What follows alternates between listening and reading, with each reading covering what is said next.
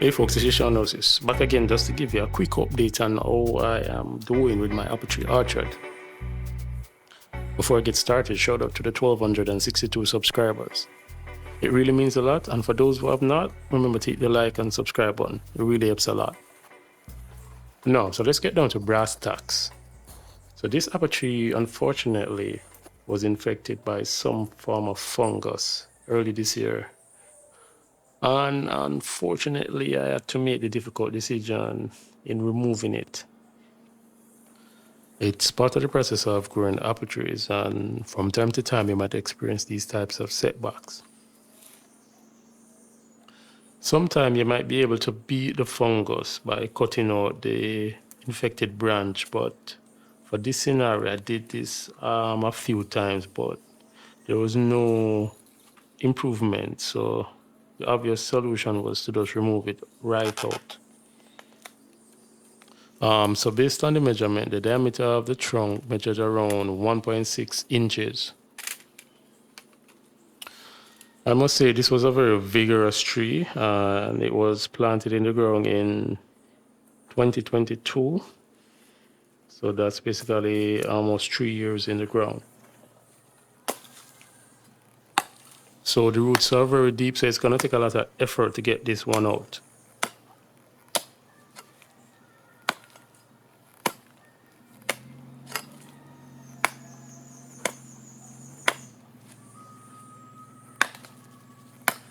So I'm going to replace this one with a golden Dorset on a G41 interstem and seedling rootstock.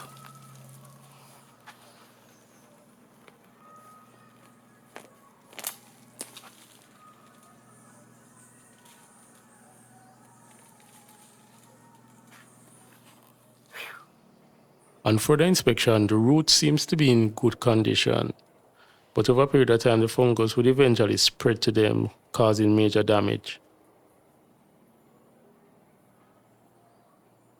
It's disappointing, but you have to cut your losses and move on.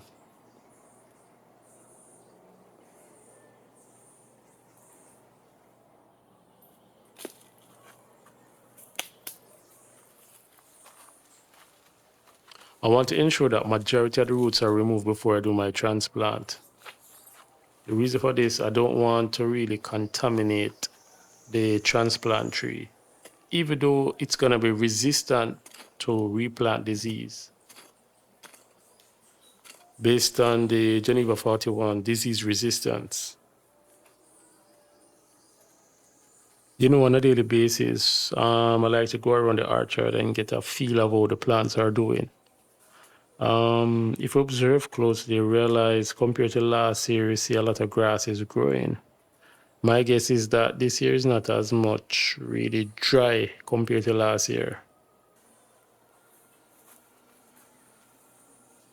One thing that I've noticed when growing apple trees over the years is that in the first 2 years, they tend to grow slender.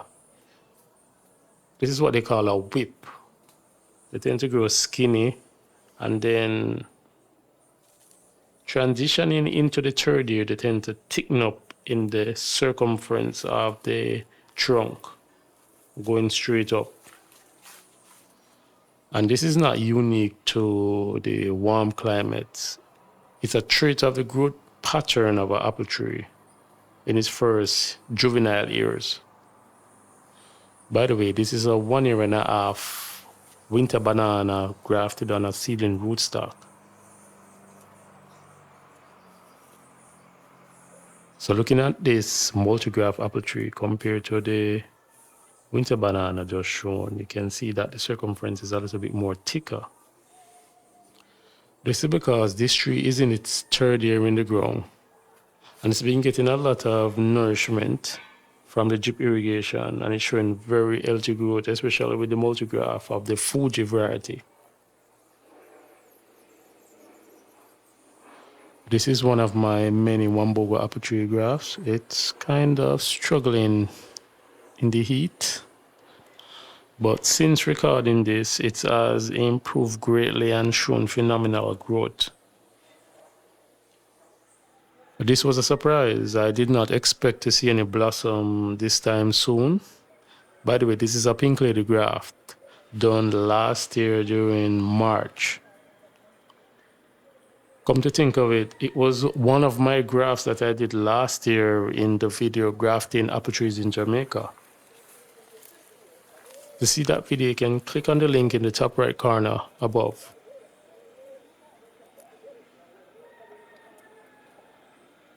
Unfortunately, these blossoms did not produce any fruits. For one, they were still in a seedling bag, and two, Hurricane Beryl was just around the corner. 2 days to be exact.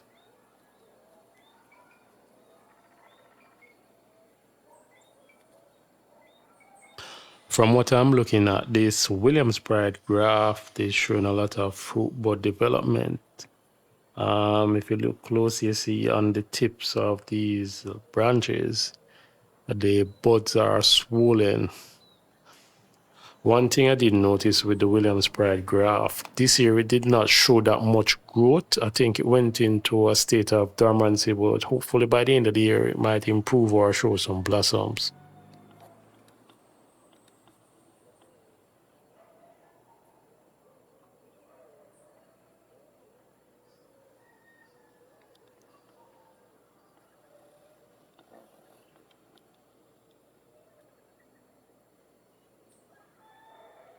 This is just a quick preview of Hurricane Beryl.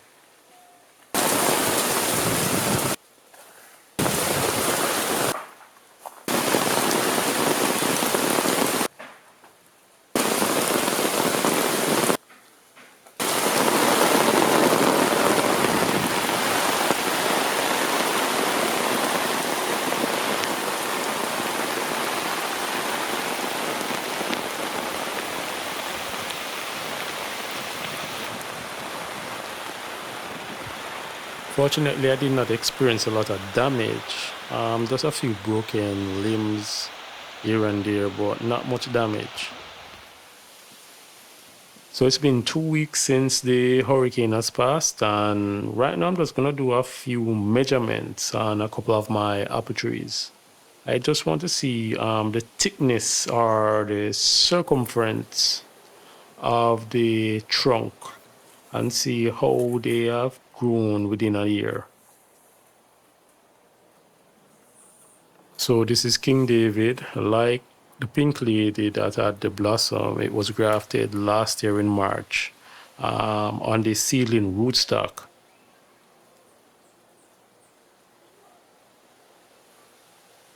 Currently, the base of the tree is measuring 0.8 inches in diameter. From time to time, I realize that the base sometimes measure a little bit smaller than the top section of the tree. My guess is that sometimes the cyanwood is more vigorous than the rootstock. Just by eyesight, you can observe that this trunk is a little bit more thicker than the previous one measured. It's around 1.3 inches, at max 1.6. By the way, based on the leaf type of this tree, I am starting to think that this is a gold rush instead of a winter banana. There might have been some mislabeling based on the cyanwood before grafting.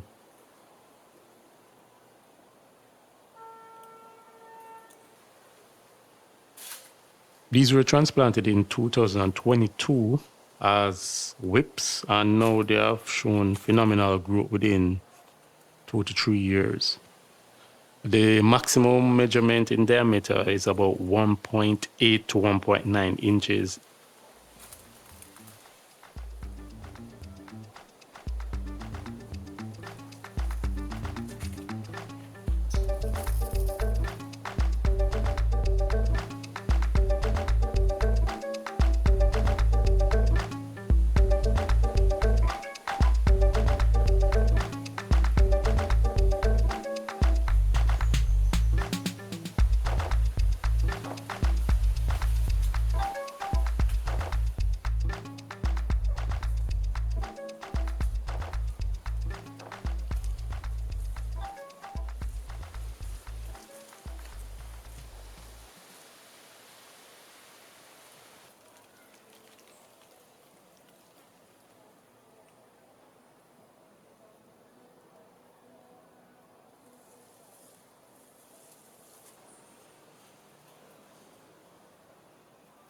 So this Wambugu apple tree is one of my fastest growing apple trees so far, compared to when it was grafted and transplanted last year, measuring about 1.3 to 1.4, the maximum width in diameter at the base trunk.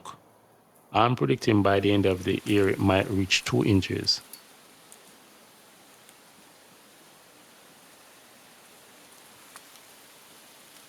And just by that growth compared to last year, it's definitely showing that it's getting a lot of nutrients and sunlight.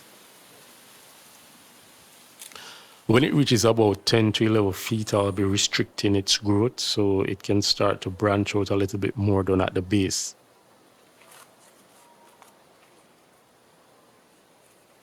After the rains from the hurricane, we started to see a lot of the trees started to put out a lot of branches.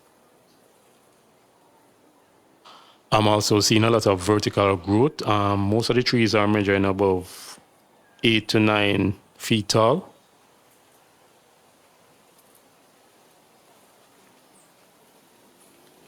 One of the most important things of having an apple orchard is that you must inspect your trees on a daily basis to ensure that they are not suffering from any form of disease or pest.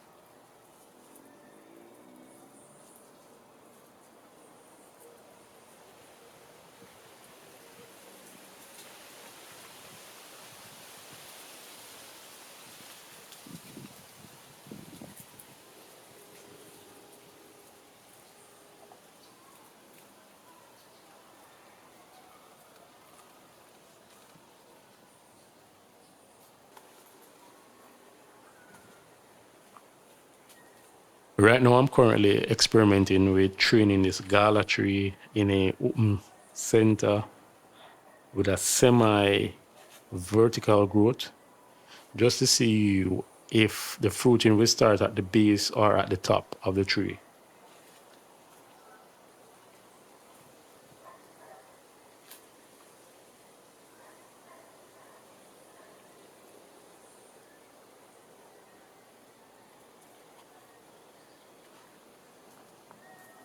So the nursery is starting to show a lot of growth, and by the end of the growing season, hopefully I'll be able to transplant a few of the whips you see here in the footage. If not, most of them will be used as cyanwood source as backup, just in case I need to propagate another variety. Most of these apple tree grafts in the nursery were done last year. They're both waist height, as you can see. And right now in this nursery, I think I have over 30 different apple varieties. To name a few: Pink Lady, Gala, Royal Gala, Fuji, Early Fuji, Gold Rush, Winter Banana, Dorset Golden, Coconut Crunch, Golden Russet, Hawaii. Oh, and how could I forget the famous Wambugu apple? This summer, I have started to experiment with a new growing medium, i.e. the Leach cone Tainers. Based on my research, they say that these containers will allow the seedlings to grow deeper tap roots. The deeper the tap root, the better for the seedling to survive during transplant. Speaking of transplanting, when we compare to last year's growth, we can see that this tree, based on its taproot performance, is putting on a lot of growth. By the way, this tree is a multigraft apple tree. It has around 5 to 6 varieties on it. The dominant one being Fuji, and the most recently grafted one, Crimson Crisp, being the least.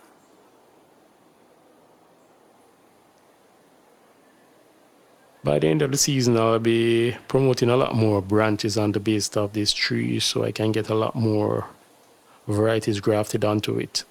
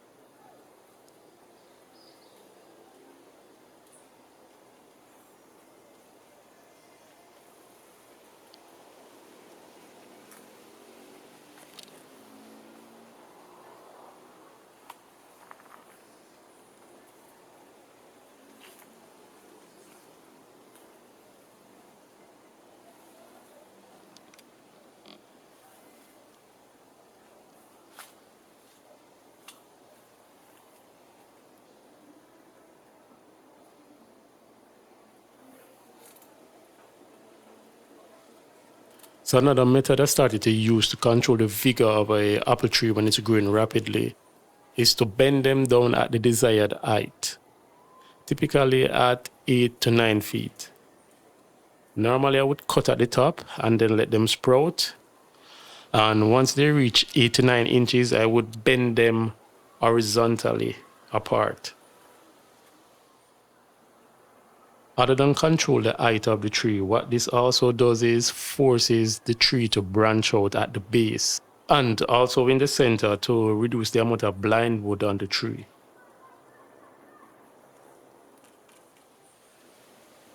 Here is another example of another multigraft apple tree.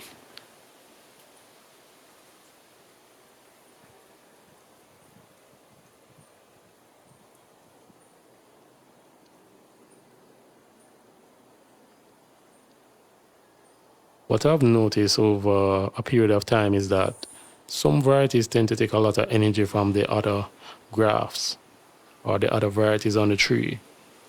For example, if you look closely on the right, down at the base, you see where a graft was done, a cleft graft was done, and it's showing more growth compared to the other grafts on the apple tree. It was one of the last grafts on the apple tree done earlier this year, and it's showing more growth compared to the other grafts that were done last year. It's also starting to pass the height of the tree that it's grafted onto. This variety was brought to me from Canada by a friend, but unfortunately I did not label it correctly, so it's an unknown variety for now. When it was successfully grafted early this year, it showed a premature blossom, so hopefully by the end of the growing season, we'll see some blossom or even fruit buds develop. This apple tree on the right, I have not grafted anything onto it so far, and I want to keep it that way. I want to see whether or not it will bear any edible fruits. If not, I will use it as a pollinator. I must say it's a very vigorous grower.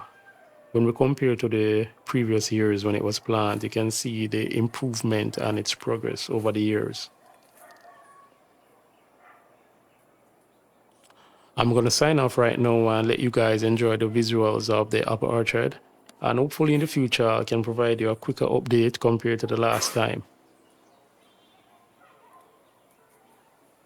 And don't forget to hit that like, share, and subscribe button. It really helps a lot.